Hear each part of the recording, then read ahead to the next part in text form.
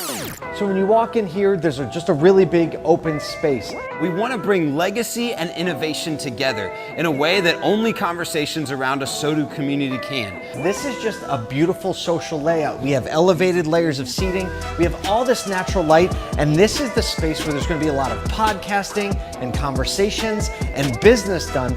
And one of the coolest features about this room, no, it's not just because it has bathrooms in it, is that there is this amazing outdoor space. This is one of the many outdoor spaces here at Asotucon at Xfinity Live. And what we really think is going to be neat about this space is it is covered, but you get this nice space to have conversations, really get together between dealers, industry partners, and have a nice space to get away a little bit, get outside of the energy, to drive innovation forward. When the keynote is overflowed, it's going to be shown on the screen here, but this is the room where we're holding all the conferences around operations. So all things used cars, that's going to happen in this room, as well as all types of conversations around operations. So we're really excited to host a series of conversations, things from pitch tank to talking GA4 or social media marketing, media mix modeling, and even the technology that's coming into the automotive space. So this is the Broad Street Bullies room. It's legendary, it's in your face, and there's just some thick emotion in this room. So if you are into culture, leadership, sales, this room just has a vibe to it. Welcome to PBR. PBR is the host of the Asotucon Marketing and Technology Breakout Rooms. So what's gonna come out of this room is a lot of things that we're hoping to see crafted and created, actually, not things that maybe are just already solutions that have had, but solutions that we need to have in the automotive space in order to progress and move forward and solve the customer experience. So if you've never been to an auto conference, this is the one to start at. If you're sick of auto conferences in general, or you just need something a little different, Asotucon is the place to be. September 11th through 13th. Go to Asotucon.com, get your tickets now.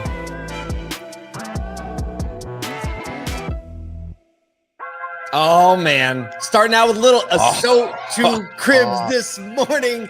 We're also going to talk about that. We're going to talk about pumping interest rates. Summer shorts are going on, 3D parts printing, and a $920 Bugatti. Everywhere I go, the people really want to know What? Bugatti. Look, I love the shock and awe factor of, wait a second, you're telling me that there's a $920 Bugatti. Like, you gotta lean in when someone says that. We're gonna talk about that at the end of the show because it's the fun one, but it's a real thing. It's a real thing, we promise. Look, we just showed the video for Asotucribs where you and I, last week in Philly, we walked through all the different event spaces. Not all of them, actually. We didn't even show them all in that video. It would have taken too long. We had a VIP lounge. We have an outdoor garage space that's looks like it's open air, but it's actually all enclosed. And we've been talking about it. Asotucon is shaping up. I mean, honestly, the last couple of days better than I thought it was going to. And I thought I had pretty high hopes, right? We swing big. But a couple big things have happened in the last couple of days. Number one, we locked in a presenting collaborator. We're going to have some more announcements about that. We have probably over a dozen other collaborators that have said yes. And we're starting to build out activations. And we probably have another 5 or 6 more that are about to talk and commit. And yesterday, we got the word that our feature keynote is a full go. Full lock. So exciting. Are we announcing that yet? I may or may not have said the name yesterday. You have to go back and let's do it. We'll wait on announcing it. If you want to go back and listen, you can do that for the Wednesday, June 15th episode. And for the people that paid attention, you'll get that. But we'll make sure that there's a really strong announcement here coming soon, because I think that it's just going to be an intriguing conversation that a lot lot just hearing from outside automotive, the true innovators. He's going to make trouble. He's a full-on troublemaker. We're going to have him on a podcast. We're going to be launching a new podcast. We haven't talked about this either, called Auto Collabs. It's incoming, deeper conversations. So we'll be guests on that podcast. You'll get to know him quite a bit before you get to Asotucon. If you haven't already pre-registered, you should do it right now at Asotucon.com, because we only have 50 industry partner tickets. I hate it that that's the case, but we have space limitations, and the only way you can get one is if you're on that list. We're going to do a drawing to see who gets to buy one. Also, want to talk about the Monday night party. We were just going to have a concert And then Monday night just became like a much bigger, better event. Monday Night Now, instead of just having a band, which we know the band now, is going to have, it has all these restaurants in the rooms. It's going to have, what is it? Silent disco in one of the Silent rooms. disco. Which I thought was completely weird. Yep. But I now that I've like researched it a little bit, I'm like, people get seem into to this love thing. it. It looks So, a lot yeah, of fun. Silent disco. You can look it up. We'll tell you what it's going to be later. We're going to have karaoke in one of the restaurants. We're going to have DJs, 2 different DJs in 2 different rooms. And then we're going to top it off, Kyle, with a band that you knew of before this and I've gotten introduced to. Why don't you talk about the band first? Yeah. So, well, okay, not a full lock on this band, but we're going to talk about it. Just Oh, because maybe we shouldn't talk about it then. we shouldn't talk about it. Okay, we're not going to talk about it. what we shouldn't talk about, even though we're talking about it. But I promise you that if this band or the couple other that we're looking at are Patrick coming, Abad just chimes in. He's just so pumped. I got some moves. I've seen your moves, Patrick Abad. I've seen him. This guy's gonna be on the floor just crushing it. Watch Patrick Abad. He's gonna be like DJ room 1, DJ room 2, silent disco, and then all of a sudden he's gonna be doing karaoke. He's going to be on the stage. I know this is going to happen. It's gonna be so good. I'm excited. Well, Okay. we want to get into it. Also, we do want to let you know that like a lot of content that we're putting out, and if you miss the daily pod or if you're interested in what's going on across the ASOTU landscape, we really press into our LinkedIn and just curating community around there. And we know a ton of automotive industry professionals are around that space. So make sure if you haven't followed us on LinkedIn or Facebook, those are just the places that we play most often and that we talk and have conversation throughout the day. So you can follow us at ASOTU on any of those platforms. And we'd love to just have the conversation throughout the day, because the podcast is a great place to stay, but we've got that conversation that Great place to start. Yeah. So specifically LinkedIn, right? Go to LinkedIn, search ASOTU, follow the page, and engage with the content, because Kyle and I are in there on a regular basis, engaging with comments, thoughts. We're resharing posts, and like, hey, LinkedIn has kind of been our spot. So come to LinkedIn with us and hang out. If you're listening to the podcast, we'd love it if you leave us a review, or if you're watching the live stream, just hit the like button, hit the little hands, give us a little love. Let us know you're out there, and it's been fun to watch the live stream audience grow. All right, people are not watching ESPN because they're watching this show, so we got to give them some substance and not just a lot of fun. I heard this. So yesterday we talked about the thought that the Fed was likely going to raise rates by 0.75 of a point. You've seen it everywhere. We don't need to give you all the news, but they did indeed decide that they were going to raise rates by 0.75 basis points, or 0.75%, which is bringing the benchmark rate to a 1.5, basically 1.5. It's been 0% for a really, really long time. And also the 18 officials that were in this meeting, they came out and they said, look, it's likely that the rate is going to be raised to 3%, or maybe even as high as 3.75% by the end of the year. I don't know about you, but they're saying that. I don't really believe much of what they say, is in like, I think a lot of it is authentic in what they're saying it, but not much has panned out to be, as optimistic as people thought it was. So, but either way, I think we're looking at probably a minimum of 3 points. So, we'll see if the markets react, but they do these things. They say these announcements. Well, and remember that 3 points is like the wholesale rate for banks. So you're really looking above, at like 4 to 5 points in interest rates in rates. So retail, interesting. I like to keep my ear to the ground, and I was like, this is something that I want to contextualize for what's happening in auto right now. So I jumped on Clubhouse this morning, which I don't do very often in the morning anymore. And there were some automotive people chatting around, and 2 really, really strong operators. I asked the question, hey, what do you think, or what are you seeing already is happening because of interest rate hikes? And it's not so much in the like subprime or even near prime that it's affecting things.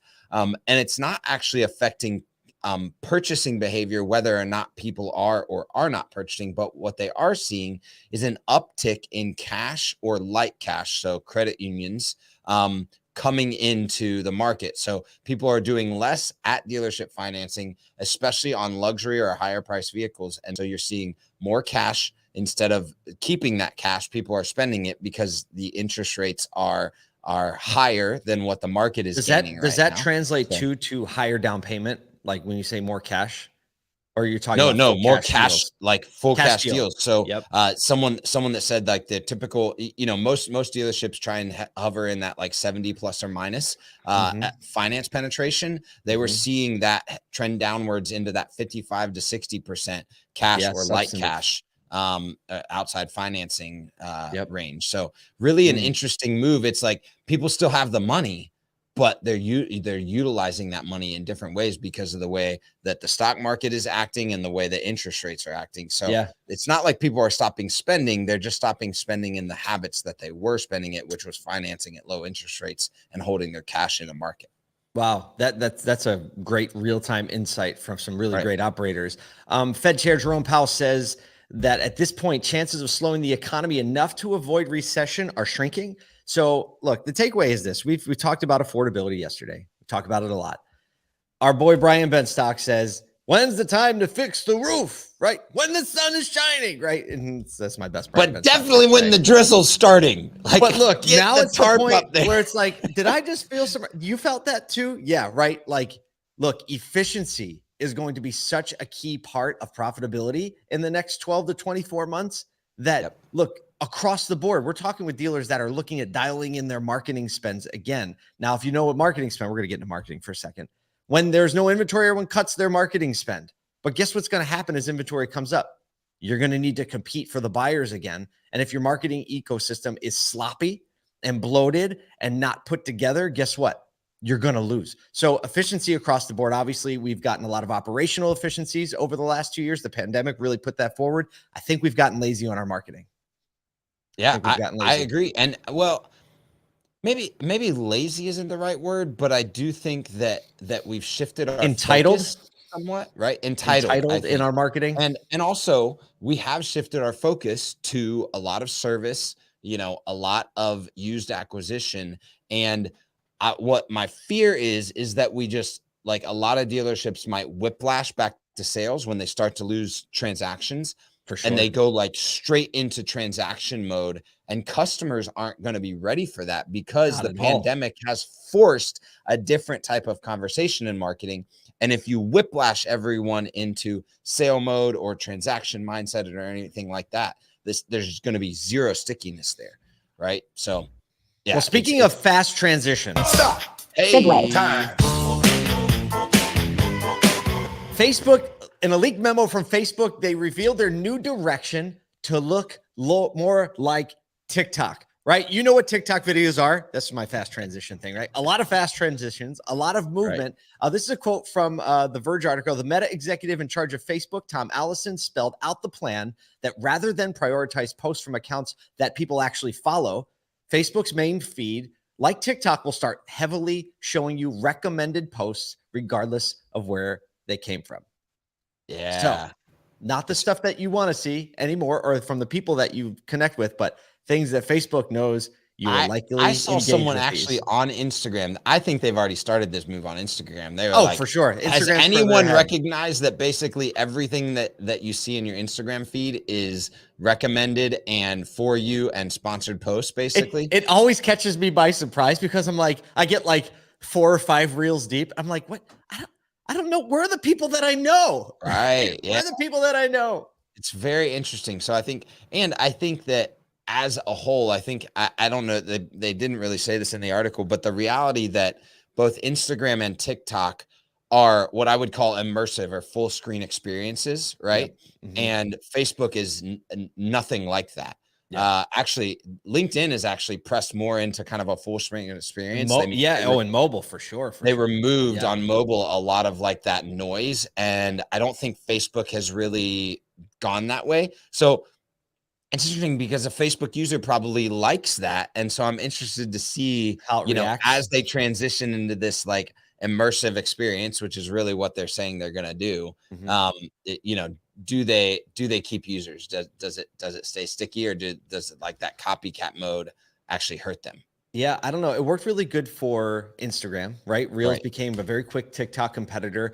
In related news, right? YouTube Shorts, which is like YouTube's version of Reels and kind of TikTok format, has 1.5 billion views just last month, right? Goodness. Like my kids watch YouTube Shorts, right? It's like one of those things, that format of quick transitions, bite-sized chunks. I'm sure it's destroying our mental ability to like keep attention, right? It's destroying us as like, like being thoughtful people probably. But it's just, look, these platforms give people what they want, right? And that's really how it reacts. And another interesting move, remember several years ago, Facebook separated Messenger, right? Messenger, separate app, Facebook, separate app, right? There are all these privacy concerns and these integrations. Well, Facebook's bringing them back together to more closely mirror the TikTok messaging function, where it just shows up and notifications show up like right within that feed. So, so Brian Ortega comments, Facebook equals get off my lawn. That's so good. So Facebook is now Clint Eastwood, which is a great personification of them, I think, as a social media platform. Well, and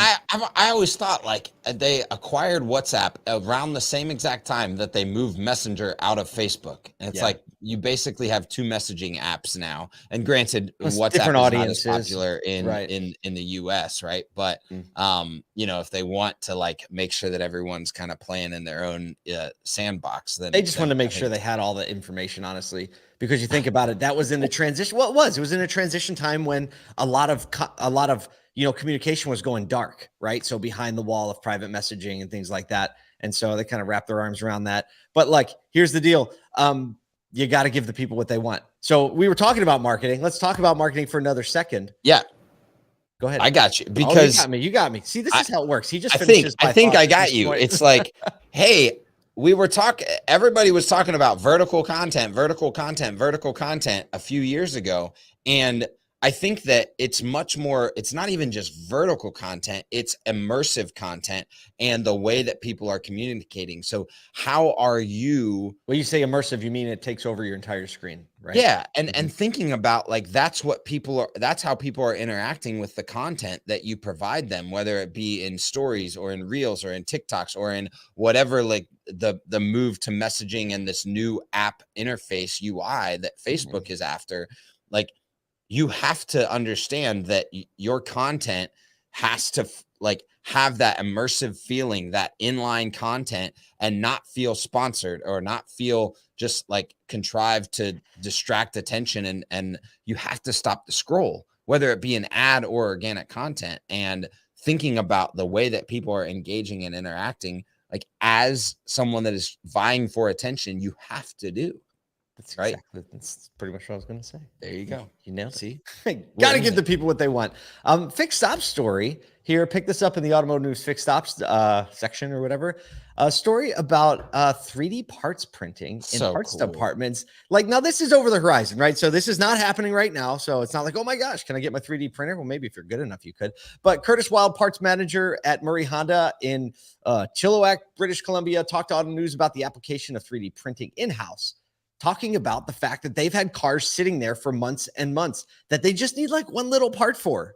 One little thing. And the car is down. That would a part that would be fully able to be produced by a small 3D printer, right? With the right material loaded into it and the right plans loaded into it, prints out.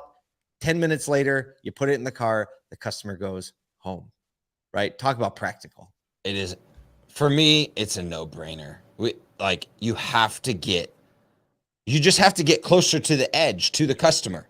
Yeah. The closest you can get to the. So why wouldn't OEMs license the CAD drawings for that stuff? Right. I mean, because IP, intellectual property, came up as a major concern. Sure. Right. But here's the thing, like, you can solve that problem and like you can still buy other parts, right? If the plans are theirs, the printing machine is connected to some level of, I don't know, maybe it has even something to do with blockchain. Who even knows? But 3D printing parts, they say this is possible in 5 years. I think it could be possible way sooner than that. And the parts shortage, right? We're talking about reducing our dependency on outside sources. And right. It's not even like, oh, well, this international issue. It's not even that. I mean, look, we had issues where we just couldn't ship, especially this one's in Canada. We just couldn't ship stuff. Why? Because people were protesting on the bridge. It was like practical. Right. Exactly. And just think, or there's just not enough workers to get the stuff shipped. It's just like 1,000 reasons why you should have a 3D parts printer that's printing those easy to make parts, relatively speaking, that can be installed and get the customer on their way. And look, if you even have a drone, you could fly these 3D printed parts to other stores that need them as well. Right? Man. Let's go. Speaking of delivery, Stop. Segway. Time. Stop. Oh man, I messed it up. I was you dancing on the street. could hop on your 18.5 mile per hour, 242 pound capacity, 20 to 25 mile range. Say the word. Bugatti Scooter. We were calling it a Scoogatti. Bugatti. It's a Scoogatti. So Costco actually is selling. This is an awesome article I found on Jalopnik. They're selling a Bugatti scooter through Costco. It's $920. A little pricey for an electric scooter, but it is a Bugatti, and it legit is a Bugatti, right? It's not like someone bought the name badge. They did partner to develop this with a company. Like Kyle said, almost 19 miles an hour, which is fast. If you're in a scooter, you're like, this sucker's fast. Yeah. 242 pounds capacity, so it can handle a big person. 20 to 25 mile range. Like, that's far. Yeah. That is far. I mean, you could almost pace someone through a marathon on that. I mean, it'd probably run out before that because of the lower speed and the torque. Right. But I mean, you can be close enough. It's got headlight, so taillight, amazing. turn signals, and some of the early reviews say they commented on the premium packaging. I don't know. Maybe we'll get one and give it away to the community for people Look, that share the email. Don't you think that we aren't too proud to go from the hotel at Asotucon to the Asotucon event on On a Bugattis tricked out every morning? Scoogatti. Scoogatti. We may need to have that happen. Well, look, we tried to take you on a little bit of a trip this morning on a Scoogatti. Look, things are changing. Things are happening. Asotucon's coming. I don't know what to tell you to do right now, but all I can tell you to do is that you need to do something. So go do it.